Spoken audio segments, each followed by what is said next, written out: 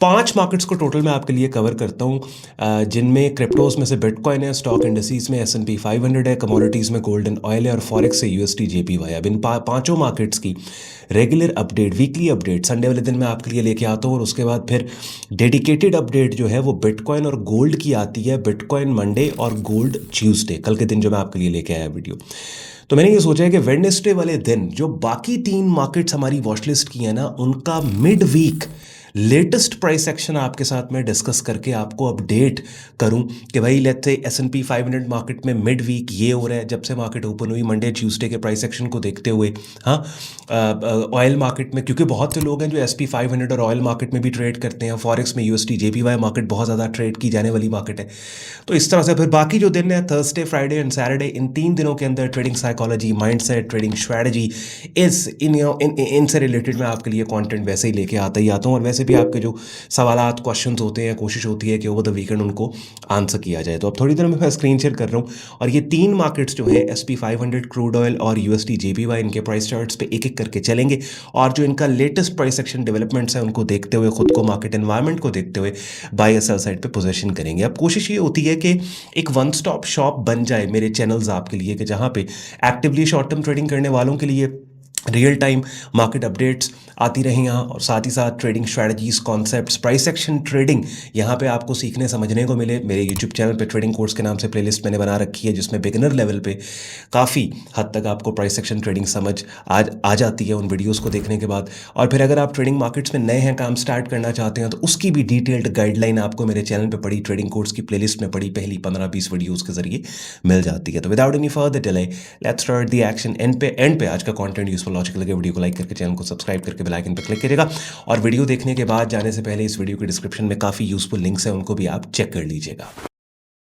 चलें जी, स्टार्ट करते हैं। सबसे पहले हम लेते हैं USD JPY market. USD JPY market के बाद फिर आते हैं SP 500, US 500 और फिर क्रूड ऑयल मार्केट पे।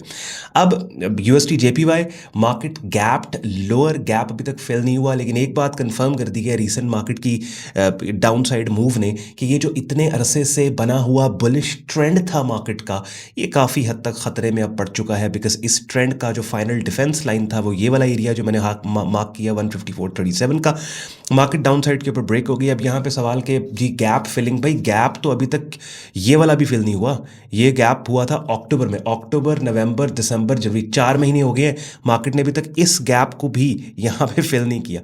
तो बिल्कुल गैप एरियाज जो होते हैं ना, वो एट टाइम सपोर्ट रेजिस्टेंस के तौर पे भी इनको इस्तेमाल किया जा रहा होता है। लेकिन गैप का लग जाना और गैप के लग जाने के बाद फ़ौरन से एक ट्रेडर का ये सोचना कि बस अब मार्केट गैप फिल करने जाएगी, ज़रूरी नहीं है कि गैप लगने के फ़ौरन ही बात वो गैप फिल हो। अब वो बंदा जिसको गैप के फिनोमेनन का नहीं पता, गैप बेसिकली क्या होता है कि ऐसा एरिया कि जहाँ पे मार्केट ट्रेड ही ना हुई हो।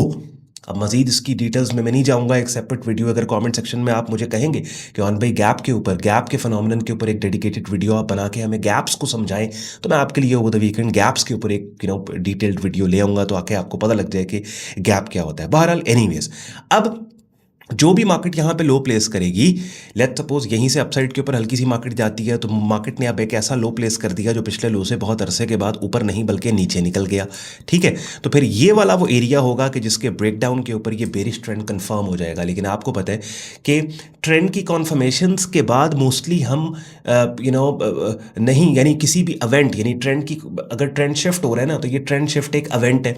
तो इवेंट के होने के बाद हम एक्ट नहीं करते बल्कि इवेंट के होने की एक्सपेक्टेशन में एक्ट करते हैं। यानी इसको थोड़ा सा रीफ्रेज में करूंगा। ऑब्वियसली अगर बेरिश ट्रेंड यहाँ पे कंफर्म हो जाता है, ये लो अगर मार्केट बनाती है और लो बनाने के बाद मार्केट इसको ब्रेक करती है, तो बेरिश ट्रेंड कंफर्म होगा। तो ऑब्वियसली उस नए बेरिश ट्रेंड में बार बार हम ऑन बोर्ड होने की कोशिश करेंगे। लेकिन बहुत ज़्यादा फायदा होता है जब ट्रेंड शिफ्ट की एक्सपेक्टेशन में पहले से खुद को आपने पोजीशन किया हो। लेट्स सपोज मैं आपको समझाता हूँ, अभी बेहतर समझ आएगी। मार्केट यहाँ से अपसाइड पे जाती है ना, अब मार्केट के अपसाइड पे यहाँ से जाने का मतलब ये है कि ये एक ऐसा लो प्लेस हो गया जो पिछले लो से नीचे निकल गया और वापस मार्केट इस एरिया को टेस्ट करती है, ये वाला पर्टिकुलर एरिया जो कि पहले सपोर्ट था और अपने ब्रेकडाउन के बाद एक रेजिस्टेंस बन गया, ठीक है। या फिर थोड़ा सा मार्केट ऊपर जाती है और गैप फिल करके इस एरिया को टेस्ट करती है और ये वाला एरिया गैप का कौन सा है, इस पूरी स्विंग का ऑलमोस्ट ये 50% रिट्रेसमेंट एरिया भी बिल्कुल उसके ऊपर पड़ता है। तो कहीं से भी मार्केट रेजिस्टेंस लेती है, यहाँ से लेती है या ऊपर जाती है 50% को टेस्ट करती है, गैप फिलिंग भी यहाँ पे आप देखें हो जाएगी, 50% रिट्रेसमेंट भी टेस्ट हो जाएगी। यहाँ पे कोई ऐसी कैंडल की शक्ल बन जाए जो कीमतों के गिरने का क्लू दे तो ये हाई प्रोबेबिलिटी ट्रेड होगी। अब ये सेल साइड की एक ऐसी ट्रेड है कि जो ली गई बेरिश ट्रेंड की ऑफिशियल कॉन्फर्मेशन से पहले, लेकिन इस उम्मीद पे ली गई ये सेल ट्रेड के भाई सिग्नल अच्छा है, हो सकता है इस सेल ट्रेड के ट्रिगर होने पे, कीमतों के गिरने पे ये जो मार्केट ने लो प्लेस किया ये भी डाउन साइड पे ब्रेक होके बोले बेरिश ट्रेंड कंफर्म हो जाए। तो बेरिश ट्रेंड की कॉन्फर्मेशन जिस मूव ने की, हम बेसिकली उस मूव का हिस्सा बने। इवेंट के होने से पहले हमने इवेंट के होने की एक्सपेक्टेशन में खुद को पोजीशन किया। बात समझ रहे?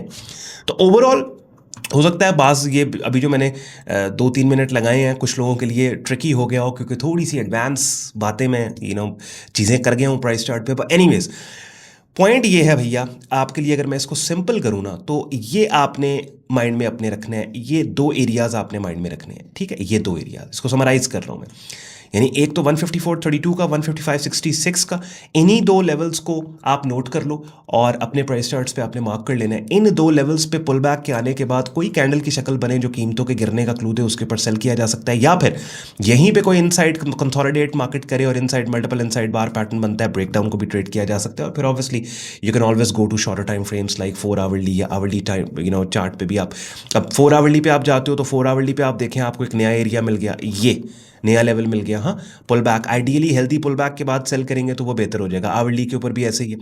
अच्छा जी, नेक्स्ट है जी यूएसटी US 500। अब US 500 इसमें सुपर बुलिश मार्केट है। इस सुपर बुलिश मार्केट में लेफ्ट से राइट आपने देखा, you want to buy into this market. Levels areas को आप मार्क कर लो, जो लेवल्स और एरियाज़ यहाँ पे मैं मार्क कर रहा हूँ आपके लिए एज अ रेफरेंस काम करेंगे, उनको नोट करके अपने चार्ट्स पे भी आप मार्क कर लेना।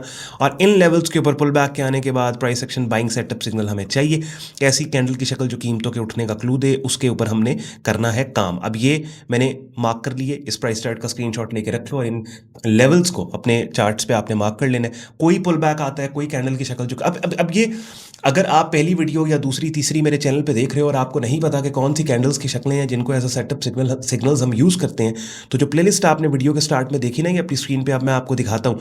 यहाँ पे जिन कैंडलस्टिक पैटर्न सेटअप्स को हम यूज़ करते हैं 75 वीडियोज़ इस प्लेलिस्ट में पड़ी हैं, जैसे pin bars, tail bars, combination setups, fake outs, वो सारे मैंने यहाँ पे इन्हीं नामों के टाइटल्स के साथ रख दिए हैं। आप ये देख लो, अब फिर आपको पता लग जाएगा जब मैं कहता हूँ ना कि अच्छा भाई मार्केट का ट्रेंड बुलिश है, ये लेवल्स हैं, इन लेवल्स पे कीमतों के पुल बैक के आने के बाद या ब्रेकआउट्स के ऊपर price action buying setup signals के ऊपर हमने काम करना है, तो आपको पता लग जाएगा वो प्लेलिस्ट में buying setup signals, selling setup signals को समझने देखने के बाद कि भाई इस तरह की कैंडल की शक्ल आती है तो इसको हम बाइंग सेटअप सिग्नल्स कंसिडर करते हैं, या इस तरह की आती है तो सेलिंग सेटअप सिग्नल्स कंसिडर करते हैं।